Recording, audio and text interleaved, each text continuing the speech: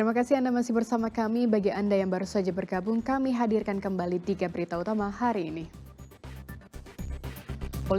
Polisi berinisial R yang menembak siswa SMKN 4 Semarang hingga tewas akhirnya ditahan. 7 warga di Klaten tersengat tawon gung saat mencari rumput ternak sehingga harus dirawat di rumah sakit.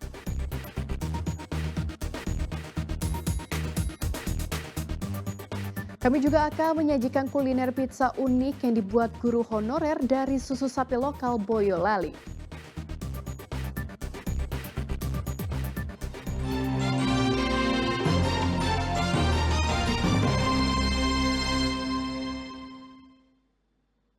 Tujuh orang di Klaten yang sedang mencari rumput disengat koloni lebah hutan atau tawon gung hingga harus mendapatkan penanganan medis. Agar tak ada korban, petugas gabungan langsung mencari sarang tawon dan meminta warga menjauhi lokasi serangan. Petugas BPBD Klaten dan relawan serta kepolisian memeriksa sarang tawon gun atau lebah hutan yang berada di tebing dan pepohonan desa Gemampir, Karangdongko, Klaten. Pemeriksaan sarang tawon dilakukan karena 7 warga yang sedang mencari rumput disengat hingga harus dirawat di rumah sakit. Belum diketahui keberadaan sarang tawon, warga diminta untuk menjauhi area berbahaya ini untuk sementara waktu. Bukan tawon Vespa tetapi jenis lebah hutan atau kalau orang desa bilang tawon gung itu ternyata atau istilah ilmiahnya Apis dorsata. Dan itu memang kalau sengatannya dalam jumlah banyak itu cukup membahayakan, bisa menimbulkan kematian. Ketujuh korban yang tersengat tawon gun kini dirawat intensif di Rumah Sakit Suraji, Tirtonegoro, Klaten. Warga yang tersengat tawon itu dibawa ke Rumah Sakit Suraji Tirtonegoro, Klaten. Kondisinya yang 4 itu harus menjalani rawat inap, yang 3 dinyatakan untuk rawat jalan. Kini warga berharap petugas gabungan dapat segera memusnahkan sarang lebah hutan agar kejadian serupa tak terulang kembali. Krisna Agung melaporkan dari Kabupaten Klaten.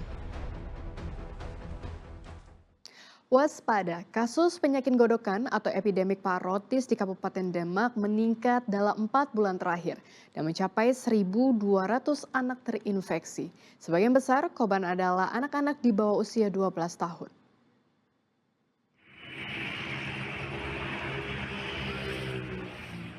Kasus penyakit gondongan atau epidemik parotis di Kabupaten Demak mengalami peningkatan signifikan dalam 4 bulan terakhir. Korban yang terinfeksi rata-rata merupakan anak di bawah usia 12 tahun dengan ciri pembengkakan pada pipi belakang atau leher bawah telinga, disertai demam dan nafsu makan berkurang. Peningkatan jumlah anak yang terpapar gondongan diduga disebabkan oleh virus yang mudah menular melalui percikan ludah saat bersin dan batuk. Guna memutus mata rantai penyebaran virus gondongan, salah satu sekolah di Kecamatan Sayung terpaksa meliburkan siswanya yang terpapar gondongan. Sayang ini ada berapa anak, Bu? Perkiraan 20-25-an, Mas. Kemudian tindakan dari pihak sekolah gimana, Bu? Ya, cegah agar yang sakit tidak masuk sekolah sampai sembuh. Kalau pengobatannya terserah orang tuanya. Meskipun jumlah anak yang terpapar penyakit gondongan mencapai ribuan, Dinas Kesehatan Demak mengimbau masyarakat tidak perlu panik karena gondongan termasuk kategori penyakit ringan karena belum ada yang menyebabkan kematian. Yang pertama, kasus gondongan itu adalah kasus yang ringan ya. Artinya tidak sampai saat ini tidak ada yang meninggal karena penyakit gondongan. Karena gondongan itu termasuk jenis penyakit yang akan bisa sembuh secara alami atau namanya self-limiting disease, penyakit yang disebabkan karena virus. Jumlahnya sampai saat ini sekitar ada 1.200-an yang sudah masuk di data di 27 puskesmas kami.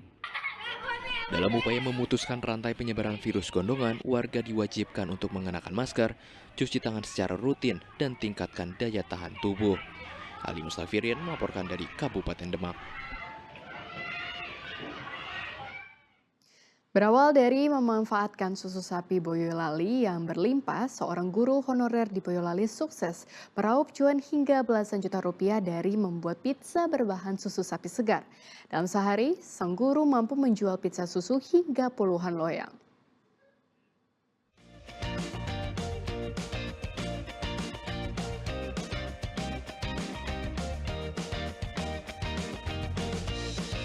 Siapa sangka pizza yang penuh keju ini merupakan produksi rumahan yang berbahan dasar susu Boyolali.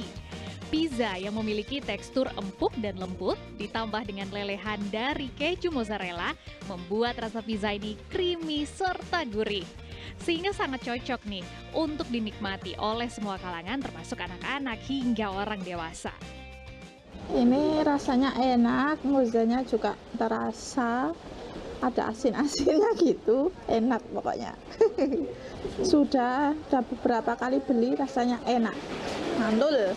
Memang tak heran, dari namanya saja sudah pizza susu Boyolali atau pizza suboli. Sang pembuat pizza, Farida Sanjaya, merupakan seorang guru honorer di Boyolali. Ia sengaja membuat pizzanya dengan bahan dasar susu lokal. Farida melihat Boyolali memiliki pasokan susu yang melimpah, sehingga ia berinovasi untuk mengolah susu lokal jadi pizza di rumahnya, Kampung Siswodipuran Boyolali. Pizza susu Boyolali adalah produk inovasi dari susu Boyolali yang mana susu tersebut kami ambil dari peternak Boyolali. Karena berlimpahnya susu yang ada di Boyolali menginspirasi saya untuk menjadikan produk pizza susu Boyolali ini sebagai rekomendasi oleh-oleh yang ada di Boyolali. Setiap harinya Farida membuat pizza rumahannya setelah selesai mengajar. Dengan dibantu 2 tenaga kerja, Farida mampu memproduksi hingga 100 buah pizza dalam sehari. Pizza Boyolali dijual dengan harga Rp30.000 untuk varian keju cheddar dan Rp40.000 untuk keju mozzarella. Dari usahanya, Farida mampu mendapatkan omset hingga belasan juta rupiah per bulannya. Yulianto melaporkan dari Boyolali.